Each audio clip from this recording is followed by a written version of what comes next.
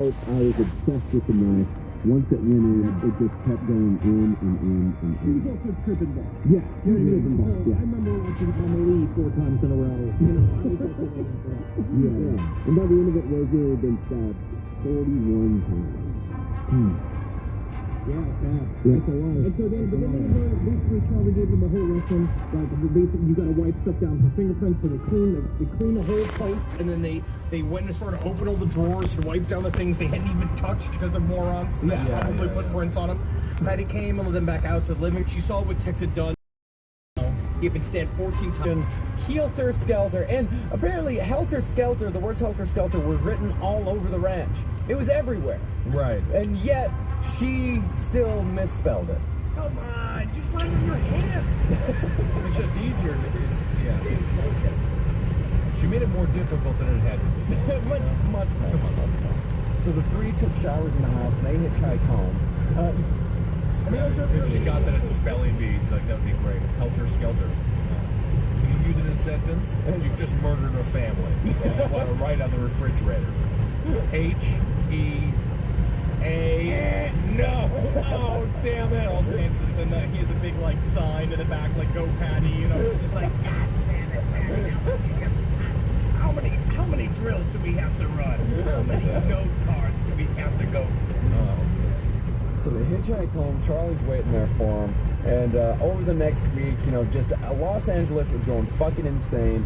And Charlie said the more the media sensationalized the crimes, the wider the grin got on my face. But still, after both murders, no connection whatsoever had been made between the Hinman murder and these two murders. And not only that, but this is absolutely fucking baffling. The cops made no connection between the Tate murders and the LaBianca murders. Well, wasn't there a thing where they thought it was a copycat killer? I mean, they didn't investigate serial crimes. Yeah. This was before the idea of the serial killer still. Yeah, they didn't realize that someone would do something like this. I think that they thought it was in the papers the next day they said it was a copycat killer with the, after the LaBianca murders. Well, the Tate murders, they originally thought that there was some sort of drug. They were looking for the drug connection. That was the whole thing. Right. This has to be all about drugs. But with the LaBianca one, they just didn't. They had no idea. And like Henry said, What's also interesting about the murders too is how it affected the Manson family, but how then it divided the group up between those that had committed murders and those who hadn't, and those who had committed murders were just sitting around the radio listening to the reports over and over again and just like whispering amongst each other. When you got Stephanie hanging around just being like, so when are we gonna have our barbecue? Right. Are we gonna sing some songs or something? Charlie just said that I was gonna be a recording superstar. yeah, and there were 25 others just like her. 25 others that had no idea that they had perpetrated these murders. Squeaky didn't even. Squeaky, the most notorious of all of them, is still just sitting around, just like waiting, to, like trimming her bush and just wondering when the next ball session's gonna be. So Charlie, he had no idea what to say. I love this quote from Charles Manson. Hey, don't feel like you're being left out of anything. All those girls are whispering about has nothing to do with you. It's just that 8 people are dead and the rest of you aren't supposed to know about it. Uh-oh. So finally, the long-delayed move to the desert was underway. Of course, now they're going to the desert. Now they're going to the desert. And Charlie said, except for time out for music and sex, we worked at getting ready for the final move. Why did you take any time out? You just killed 8 people. Just get to the fucking desert.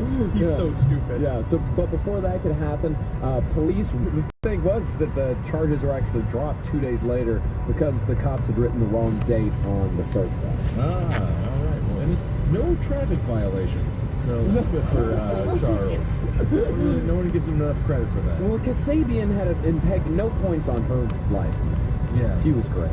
Yeah. But something, it was very clear to Charlie that the cops knew the layout, they knew all the secret hiding places that they had, they knew all the escape plans that they had. So Charlie knew that someone had snitched. And because he was utterly convinced that nobody in the family could have been involved, he decided that it had to have been one of the people who worked on Spawn Ranch. So he eventually settled on a stuntman named Donald Shorty Shea, who took care of the horses. Shane Manson, of course, they hated the fuck out of each other because it's Manson versus a cowboy. Yeah, and like Manson's a fake cowboy, and Shea is also a fake cowboy, but taller. Exactly. And George is actually on the verge of selling Spawn Ranch because he was old and blind. And Shea, of course, thought, it's in the best interest of everyone to get these fuckers out of here.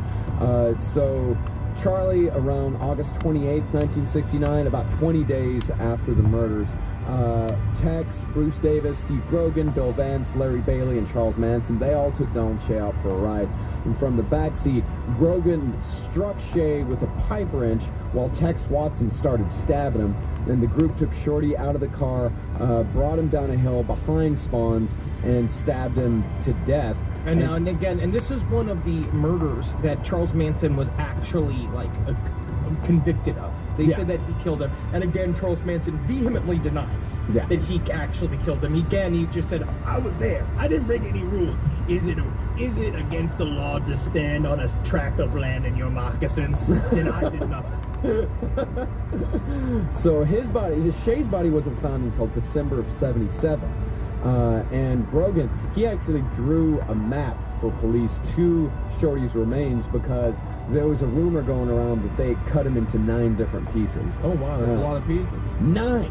Yeah. 9! So Manson, he said that he can't clear up any details about it without being a snitch himself.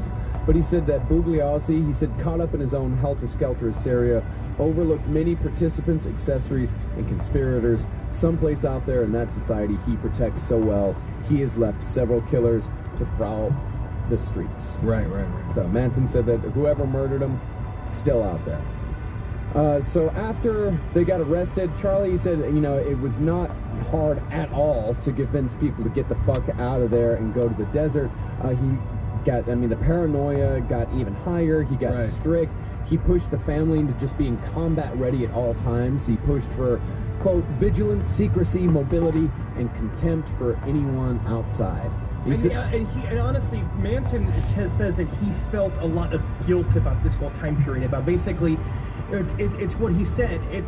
He's always been searching for a home and for a family and for a sense of peace. And now the whole thing has gone wacky woo on him, and he doesn't know, he just doesn't know how to stop it.